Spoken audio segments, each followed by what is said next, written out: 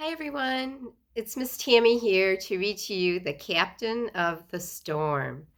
And this is taken from Mark 4 and Matthew 8. The sun was going down. The air was warm and still. "Let's go across the lake," Jesus said to his friends. Jesus had been helping people all day, and now he was tired. So they left the crowds at the shore and set out in a small fishing boat. Jesus climbed into the boat to take a nap. As soon as his head touched the pillow, he fell fast asleep. It was a beautiful evening. A gentle breeze rustled the sails. The friends were chatting happily as they headed out into the middle of the lake. Everything was just perfect, just right for a nice, quiet sail. They were only about halfway across the lake when, out of nowhere, whirling winds swept across the lake, fierce and strong like a hurricane. A blinding flash of lightning lit up the sky. Thunder roared right overhead. Roar!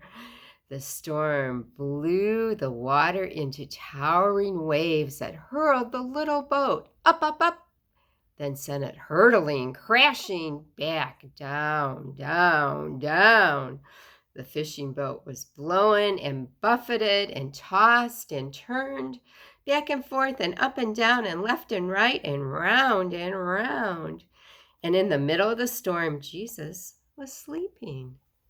Now, Jesus' friends had been fishermen all their lives, but in all their years fishing on this lake, they had never once seen a storm like this. No matter how hard they struggled with their ropes and sails, they couldn't control their boat. The storm was too big for them. But the storm wasn't too big for Jesus. "Help!" they screamed. "Wake up quick, Jesus!" Jesus opened his eyes. "Rescue us! Save us!" they shrieked. "Don't you care?" Of course Jesus cared, and this was the very reason he had come, to rescue them and to save them. Jesus stood up and spoke to the storm. "Hush," he said. "That's all." And the strangest thing happened. The wind and waves recognized Jesus' voice. They had heard it before, of course. It was the same voice that had made them in the very beginning. They listened to Jesus and they did what he said. Immediately the wind stopped. The water calmed down. It glittered innocently in the moonlight, lapped quietly against the side of the boat as if nothing at all had happened. The little boat bobbed gently up and down. There was a deep stillness and a great quiet all around. Then Jesus' friends turned, and Jesus turned to his wind-torn friends.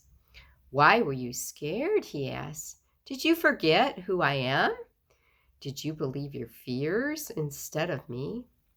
Jesus' friends were quiet as the wind and the waves, and into their hearts came a different kind of storm.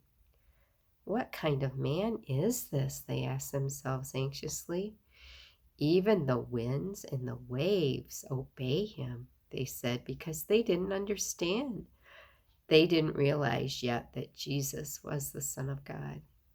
Jesus' friends had been so afraid. They had only seen the big waves. They had forgotten that if Jesus was with them, they had nothing to be afraid of.